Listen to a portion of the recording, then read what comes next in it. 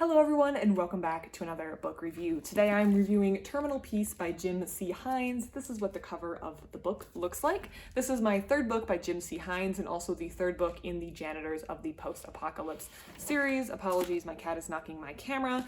And I love Hines. I feel like when I pick his books up, I'm always going to get a fun sci-fi adventure, and that's exactly what I want. So again, as mentioned, this is the third book in the series. First two books have a review on my channel, and the main character in the third book is still Mops, our human protagonist who is leading the charge in this galaxy full of aliens and different challenges.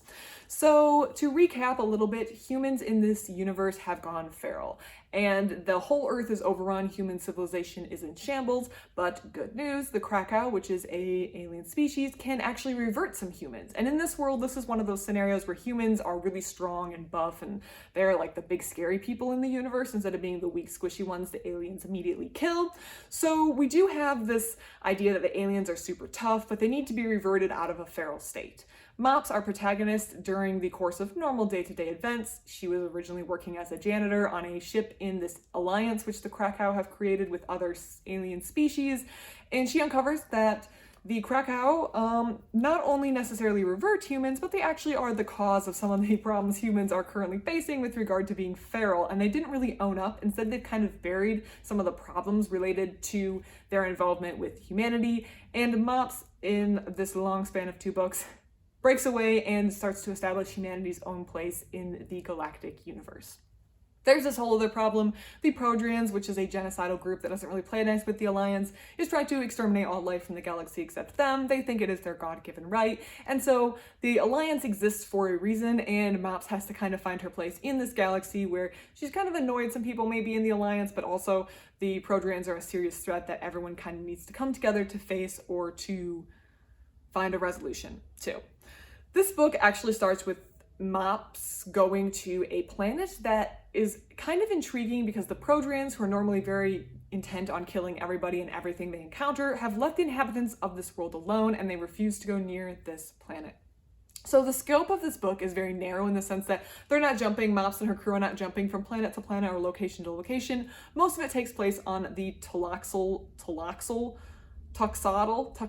world. That's the name of the world where these people live. The people who live there are called the Jinx, and they are living on this planet, and she wants to find out maybe why the Prodrians are so scared of this planet. So she winds up, at the very beginning, they wind up going to this planet, Mops and her team, and they're going to meet some people on the planet. They wind up meeting a Prodrian who no longer has a violent instinct, which is not common, has not been heard of, and they have to figure out what's going on. Well, on this planet, they also discover that the Jinx, which is this previously not really contacted species, is being controlled by a supercomputer in the form of their ring, and they have splintered into different factions, debating on where they want to go in terms of their society and how they would like to evolve.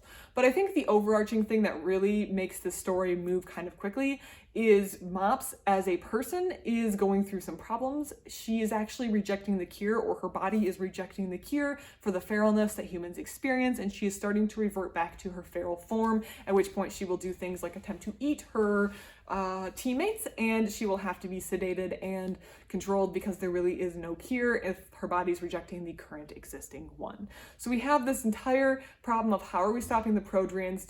Does the Jinx, do the people on this planet have any clues on how we can stop them? Where is our role for humanity in the galaxy? And what is going to happen to Mops, because clearly there is no cure for this feralness that she is facing. So all of it kind of wraps up these plot lines that we've been exploring through the first two books in the series, kind of neatly packaged up in a way to kind of sum up this little sci-fi adventure that we have been following. I really like this book, and I figured I would because I like Jim C. Hines' writing. I did hear, and I think this is important, it's in the back of the book in the author's note right here, that the author actually wound up losing his wife to cancer between the writing of the second book and the third book. At least that's my understanding of the timeline, and that definitely impacted the way he wrote this third book. So there is a delay between the second book and the third book, and I'm very sorry to hear that he lost his wife. That's a very difficult thing to go through, and I'm definitely not complaining about the gap in time between those two books. But I think more importantly, and the author recognizes this himself, it changed the way he wrote book 3. For example, the inclusion of Mop's diagnosis of reverting back to feralness, so Mop's having to face an incurable disease that is going to progressively advance and eventually, well, she will not die, she's going to be taken over by something and not be her own conscious self, is, or parallels, in my opinion, what he talks about his wife having gone through, or what his family had to go through with his wife, not their wife, his wife.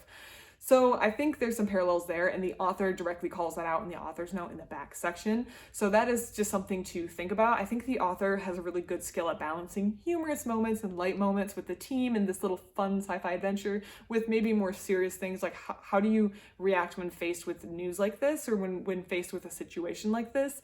And I think he does that very well in this book. I continue to enjoy, on a little bit of a lighter note, I do continue to enjoy the trope where two people who work on opposite sides are forced to work together for a situation, usually thrown together by fate. And in this example, or in this book, we have Advocate of Violence, who is this Prodrian lawyer who has kind of been forced to team up with Mops and work together. So we kind of have two people on opposite ends who are forced to work towards a common goal. I love that trope. I like seeing it. So that's always an enjoyable add to this book, and it continued in book 3. It started, I believe, in book 2. So that trope has been continuing, and I really enjoyed it.